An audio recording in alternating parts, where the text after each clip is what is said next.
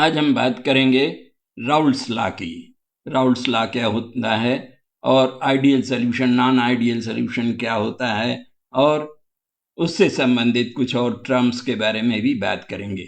Raoult's law कहा जाता है that the partial vapor pressure of each volatile component in a solution is proportional to the mole fraction of the respective components in the solution। Raoul's law के अनुसार दो बातों में संबंध बताया गया है, रिलेशन बताया गया है, and that is the mole fraction and the partial vapour pressure.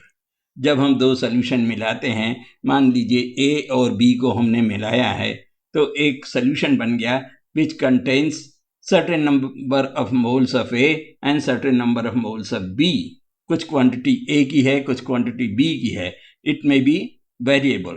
तो इस क्वांटिटी को हम मोल्स में बताते हैं, लेकिन डायरेक्टली मोल्स में हम नहीं बता सकते, हमको मोल फ्रैक्शन निकालना पड़ता है। And what is mole fraction? Mole fraction हर कंपोनेंट का उसका एक तरीका ये है कि it is equal to the number of moles of a particular component divided by the total number of moles. मान लीजिए कंपोनेंट ए है, वोलाटाइल कंपोनेंट है सॉल्यूशन में जो ए है, और दूसरा वोलाटाइल कंपोनेंट है बी। अगर हमें ए का मोल फ्रैक्शन निकालना है तो number of moles of A numerator में रखेंगे and the total number of moles of A and B, जिसको कि हम Na और Nb से रिप्रेजेंट करते हैं, that will represent the number of mole fraction of A. इसी प्रकार से मोल फ्रैक्शन ऑफ बी भी हम निकाल लेते हैं, that will be equal to Nb upon Na plus Nb। तो पार्शियल वेपर प्रेशर का राउल्स लॉ के अनुसार एक सीधा संबंध मोल फ्रैक्शन से है। And what is partial vapour pressure? ये भी हमको मालूम ही है, it is the vapour pressure of each component of a non reacting gases present in a mixture of gases. तो वो भी मोल से ही रिलेटेड है। अब मान लीजिए हम एक बाइनरी सॉल्यूशन को कंसिडर करें जिसमें कि एक कंपोनेंट ए है और दूसरा कंपोनेंट बी है। तो जैसा कि हमने पढ़ा भी है और हमें मालूम भी है कि अगर किसी भी सॉल्यूशन में दो कंपोनेंट हैं तो दो प्रकार के इंटरैक्शंस होते हैं।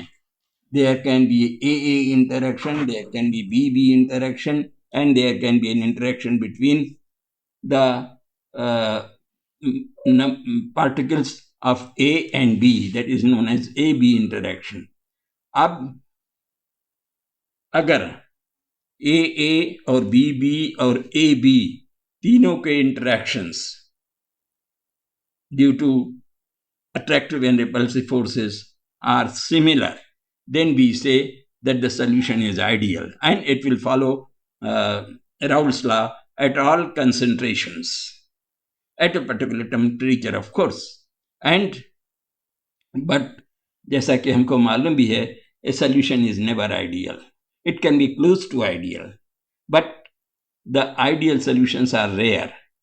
हाँ, हमको मालूम है कुछ सॉल्यूशन आइडियल सॉल्यूशन से मिलते जुलते हैं, जैसे बेंजीन टॉलिन, ये एक बहुत अच्छा उदाहरण है, chlorobromine, chloromethane and bromomethane.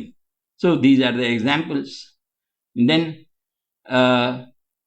There are possibilities where the vapour pressure of the liquid solution, binary solution, may be greater or lesser than expected in the Raoult's law। So this partial vapor pressure, if it is greater than those expected in the Raoult's law, we call it is having a positive deviation। Positive deviation यानी vapour pressure जो कि Raoult's law में expect होना चाहिए उससे ज़्यादा हो गया। और अगर वेपर प्रेशर कम होता है तो हम कहते हैं कि it is a negative deviation. अब नेगेटिव डेविएशन और पॉजिटिव डेविएशन क्यों होता है, उसका मुख्य कारण ये है पार्टिकल्स के इंटरैक्शन में। अगर ए बी पार्टिकल्स का इंटरैक्शन ज़्यादा है ए और बी पार्टिकल्स से, तो क्या होगा, A B particles that is the AB particles will have a greater escaping tendency, आसानी से वेपराइज हो जाएगा, इसका वापर प्रेशर ज़्यादा होगा। और अगर इसका उल्टा है, AB is lesser than that of the AA or BB, then that will show a positive deviation।